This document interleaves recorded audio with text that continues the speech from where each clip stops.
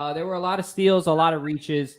I want each of us real quick to go around, and then we're actually going to do a tier of each draft. But I want each of us real quick to give one guy that was a reach and one guy that was a steal, in your opinion. And we'll kick it off with our guest first, NFL Mike. Okay, well, the biggest reach, and I'm just going to take this one right off the board right now, so you guys better start thinking of other names. Cole Strange was the biggest reach of the draft. That was insane.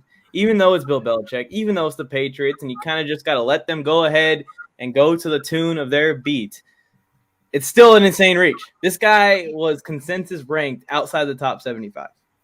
That is mid-third round. He got drafted in the first round with the first pick to a franchise that is known for being historically great.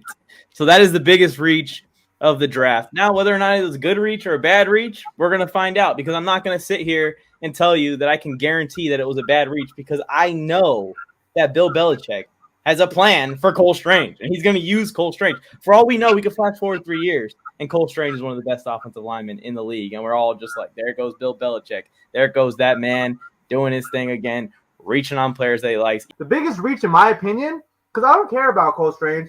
I don't care about Kyren Williams. I don't care about Bailey Zapp, because they all went somewhat later in the draft. You know what I care about? Derek Stingley Jr. went at number 3 over Kayvon Thibodeau, over Evan Neal. Look how bad a pick this was. Who the hell would want him at 3 on a rebuilding team that needs every other position? The biggest reach for me, Trayvon Walker. This guy, 2 months ago, was said to be a second-round pick, late first-round pick, and now he's like the first overall pick in the first 3 weeks. I think we're going to look back on this draft in the next 5-10 years and be like, oh, yeah, the Jaguars should have taken Aiden Hutchinson over Walker. That would have been a good pick. Some of the biggest steals, of course, for me was Nakobe Dean as a Birds fan. Getting him in the third round at 83 was huge.